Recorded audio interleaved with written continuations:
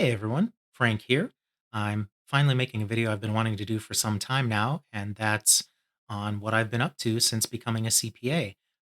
I feel like there's a lot of information out there as to how to become a certified public accountant, but there's not a lot of information out there really on what your first couple years are like. What can you expect?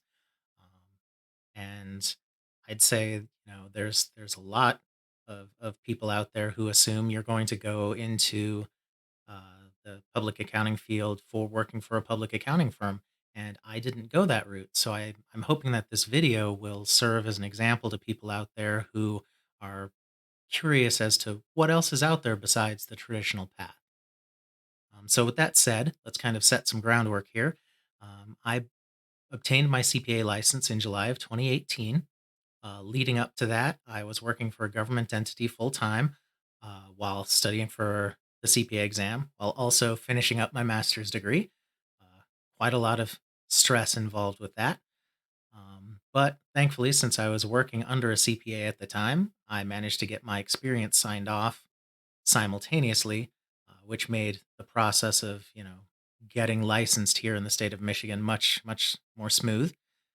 Um, and since becoming a CPA, the first couple years have been interesting, a bit of downs and then ups.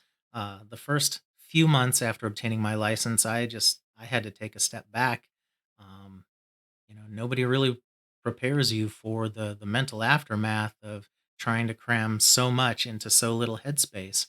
And I'm here to tell you that you know unless you have a spectacular support system and a good plan to maintain your sense of self going in, well, working 45, 50 hours a week, studying for the CPA exam, getting your master's classes taken care of, just doing all of that, it's going to leave your brain kind of battered and bruised. And I had to spend some time to kind of rediscover my sense of self and my confidence and my footing in that regard. But I did so. I recovered from that, and I set out to obtain a position that I felt would allow me to contribute as a CPA and to fulfill what I love about the accounting profession. And what I love about the accounting profession is really being in the thick of things. So in February of 2019, well, really January of 2019, um, I started as a senior accountant at a let's say between small and medium sized healthcare entity, healthcare system here in the state of Michigan. And right off the bat, we hit the ground running. They had purchased a multi-million dollar uh, business that they had to integrate into their system. And hey, as a new CPA, it was my job to get that acquisition on the books properly. And I will tell you that my advanced accounting classes and my experience studying for the CPA prepared me somewhat for a business acquisition and a business consolidation, but not fully. The real world is definitely a lot different than what our accounting classes lead us to believe. And not everything fits into those tidy little buckets that the FASB says should exist. So there was a lot of back and forth and a lot of looking at different accounting guidance and coming up with supportable ways to get this transaction booked properly. But eventually we made it through that. And since then, I've worked on uh, evaluating our leases and getting ready to transition those to the new lease accounting method. Which, if you're not familiar with what's going on in lease accounting, uh, basically the Financial Accounting Standards Board and the accounting community in general have decided that you know instead of having a document that says this is a lease and looking at the form of a transaction, it's really the substance of the transaction that matters. And so you have to book leases now based on the substance of those transactions. And for a lot of entities, that's going to put a lot of assets on the books that weren't previously there. It's not affecting us as badly as some, but it's still something we've had to look into, research, and uh, get knowledgeable about. And when I say we, I mostly mean me. I've also been involved in, revenue recognition and real estate transactions and just, a litany of advanced accounting transactions and treatments that a certified public accountant can be very useful for. But yeah, in addition to that, yeah, I do a lot of day to day accounting. I monitor our pain clinic and our assisted living facility, and I help with budgeting, and I do journal entries, and I handle all sorts of accounting related questions that people come to me with because you can look it up in the accounting standards codification. You can go looking for this, that, and the other thing on FASB or AICPA's websites. But, if you have a CPA in the building, you can also just as easily go ask them. So I do a lot of that. And more recently, with the onset of the pandemic, whoo boy, I have been, working minimum 50 hours a week, usually a lot more than that, to uh, understand these new funding sources, better track our expenses related to the pandemic, and just understand all sorts of accounting issues that we never expected to be exposed to that we've had to learn very quickly about. And it's been a wild ride, and I must admit from time to time it's been stressful, but it's been, a good learning experience as well. I think that's how I would sum up at least my last couple of years on the job, is that it's been a great experience for me as an accountant, as someone who likes to make a difference and someone who likes to be in the thick of things. Is this opportunity has afforded me so much exposure to different accounting transactions and different just different aspects of our field that I didn't expect from working from one simple entity. And I'm also involved in financial reporting and helping out with audits and things like that. So it's a diverse position. I didn't have to go work for a public accounting firm to do a lot of the same work, and that's for me that has been great. And I think that's kind of one of the takeaways that I want to leave with people. After I wrap up this video, is that if you want to work for a public accounting firm to obtain your experience or to make connections, that's great. But if that's not your cup of tea, there are other ways out there to really flex your muscle as a certified public accountant. There are businesses out there and nonprofits out there that need your expertise, that need your knowledge and access to your knowledge. And the sky's the limit. The CPA credential really unlocks a lot of opportunity.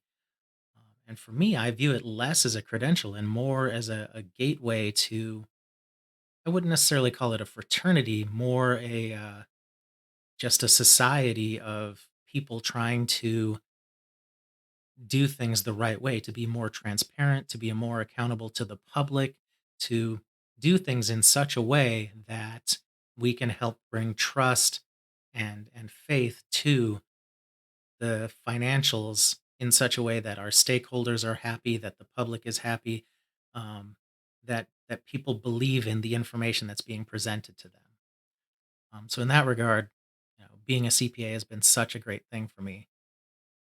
In non-work related endeavors, I've tried to take the time to reacquaint myself with hobbies that I had let go by the wayside, video games, comic books, movies, hanging out with my wife, spending more time with my mom, just enjoying life, things like that. I've developed new hobbies as well. Magic the Gathering, other card games like that. Um, I'm kind of thinking about doing this whole streaming thing. It's not a huge interest of mine, but hey, I have the equipment and I feel like I have things I can contribute. So I'm thinking about that. Um, and one of the craziest things I've kind of gotten back into in the last couple of years is watching professional wrestling, which I was never a huge fan necessarily, and I would still wouldn't consider myself a huge fan, but with what All Elite Wrestling has been doing and just their their product and their presentation. It's kind of been fun to, every week shut my brain off and take it in a different direction for a couple hours. And I must say, no matter what you think about professional wrestling, the uh, the athleticism and the acrobatic abilities of some of these people is just amazing. It blows me away. It's like being able to watch a new martial arts film every week. It's so great. Um, but let's transition back to accounting again, because there's one other thing I want to mention, and that's they say life, you're always learning. As a human being, you're always learning. And with the accounting profession, that is doubly true. And one thing that you're required to do to show that is to obtain continuing professional education credits. And to remain licensed, I'm sure it's pretty much standard across the board. To remain licensed here in Michigan, you need to obtain 40 hours worth of CPE credits every year. The reporting period's every 2 years, so eighty hours every 2 years. And I've been putting in that work. Although for me, it hasn't really felt like work because I've been taking uh, professional education courses that really are in my wheelhouse.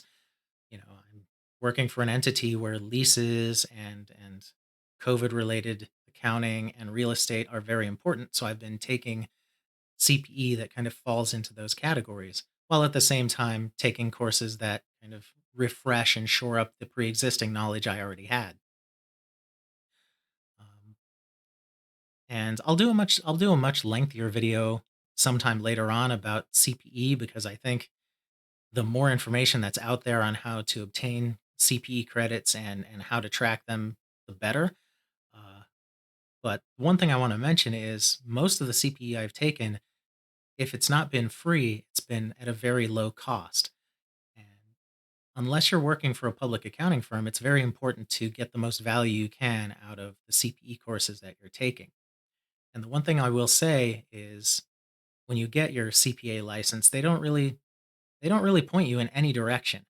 Your local state society might give you some access to CPE resources, and they'll be, I wouldn't call them affordable, but they'll be more reasonably priced compared to the national AICPA's uh, offerings, which the AICPA, they put out great CPE, but it's certainly not the most bang for your buck. But there are a lot of other resources out there that you can look for and find to gaining access to these live webinars, to these in person events to get this knowledge that you need to get without, breaking the bank. And so while I am going to make a longer video on that in the future, I just want people to keep in mind that if you're a new accountant, you're about to take or pass the CPA exams, or maybe you've done so and you're about to get your license, you've got to think about these continuing professional education credits. And here in Michigan, they give you a 1 year grace before you have to start racking them up. I'm of the opinion that you should maybe cut that grace in half and then hit the ground running. Um, but that's something you got to keep in mind. So, hey, new accountants out there, just keep in mind you're not done learning once you get the CPA. You're always going to be learning if you want to maintain it. So, you know, just keep in mind you need to do that. You'll be able to find affordable resources. You have to put in a little work to find them, but you will. So don't be surprised by it. Don't fear it. It's going to be okay.